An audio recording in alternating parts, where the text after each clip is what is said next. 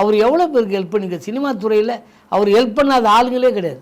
நடிகர் சங்கத்தில் இருக்கும்போது எவ்வளோ பிரச்சனைங்க, ஒன்றா ரெண்டா அவ்வளோ பிரச்சனைகள்லாம் வந்தது. அத்தனையுமே தீர்த்து வச்சவர்ல அவர்.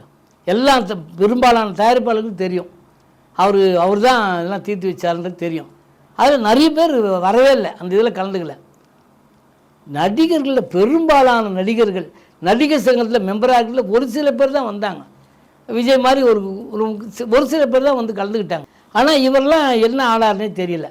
அவருக்கு நன்றி செலுத்துகிற வகையிலாவது நீங்கள் வந்திருக்கலாம். அவர் இதோ பார்க்கணுன்னு கூட வேணாம், அந்த வகையில் கூட வராமல் போயிட்டீங்க. ஆனால் அவருக்கு திரண்ட கூட்டம் இருக்க, புரட்சி தலைவர் எம்ஜிஆருக்கு அப்புறம் அவருக்கு தான் அவ்வளோ பெரிய கூட்டம். மக்கள், அதாவது துப்புரவு வேலை செய்கிறவங்க, போக்குவரத்தில் இருக்கிறவங்க, பஸ்ஸு கண்டக்டர் டிரைவருங்க, அதாவது மாற்றுத்திறனாளிங்க, எவ்வளோ பேர் வந்தாங்க. அவ்வளோ பேர் ஓடி வந்து அப்படி அவர் மேலே விழுந்து அழுதாங்க. அப்படி ஒரு மக்களை வந்து அவர் சேர்த்து வச்சுருக்கார். உண்மையிலே சின்ன வயது, அதாவது ஆரம்பத்திலே அவங்க அப்பா வந்து அவர் பேரில் ஒரு இடத்த வாங்கி கொடுத்து அவருக்கு பட்டா போட்டு கொடுத்துருக்காரு, பத்திரமே வாங்கி கொடுத்துருக்காரு. இதை வச்சுக்கடா உன் பேரில் நான் வாங்கி கொடுத்துருக்கேன். அந்த பத்திரத்தையே கூட இவர் ஓடி போய் அங்கே இருக்கிற ஜனங்களுக்கு அந்த மக்களுக்கு பிரித்து கொடுத்துட்டு வந்திருக்கார், சும்மா ஃப்ரீயாகவே. சமீபத்தில் சத்யராஜ் கூட ஒரு விஷயம் சொன்னார். என்ன விஷயம் சொன்னார்னா, அதாவது நானும் அவரும் பக்கத்து இதில் நாங்கள் நடிச்சிட்ருக்கோம். நடிச்சிட்டு இருக்கும்போது திடீர்னு ஒரு நாள் இவர் காணாமல் போயிட்டார்.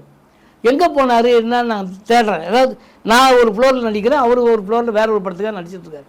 ஒரு நாள் திடீர்னு அவர் இல்லை, எங்கெங்கே போயிட்டீங்க அப்படின்னு. ஒன்றும் இல்லை, ஒரு பையன் படிப்புக்காக நான் ஒத்துக்கிட்டேன், அதுக்கு ஹெல்ப் பண்ணணும், அதனால் போயிட்டு அது ஒரு 10 லட்ச ரூபா கொடுத்துட்டோன்னா மொத்த படிப்பு விஷயமும் அவங்க பார்த்துக்குவாங்கன்றதுக்காக தான் நான் வாக்கு கொடுத்துட்டேன். அதுதான் எனக்கு உறுத்திக்கிட்டே இருந்தது, அதான் போய் கொடுத்துட்டு வந்தேன்றாரு. நடிக்கும்போது கூட அந்த ஷூட்டிங் கூட விட்டுட்டு ஓடி போய் கொடுத்த ஒரு மனுஷன். அவ்வளோ பெரிய அங்கீகாரம் மக்கள் ஏன் திரண்டு வந்தாங்க, அவ்வளோ கூட்டம் ஏன் வந்து அப்படி கதறி அதுதான் கண்ணீர் விட்டாங்கன்னா, அவர் அப்படி நடந்துக்கிட்டார்.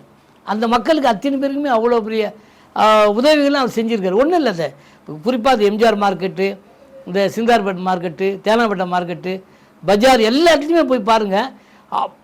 படம் வச்சு அவர் மாலை போட்டு கற்பூரம் ஏற்றி, எனக்கு தெரிஞ்சு புரட்சி தலைவர் எம்ஜிஆருக்கு தான் இப்படிலாம் பண்ணாங்க. அவருடைய பிறந்தநாளாக இருக்கட்டும், நினைவுகளாக இருக்கட்டும், அப்போ தான் ஒவ்வொரு வாட்டியும் அது பண்ணுவாங்க.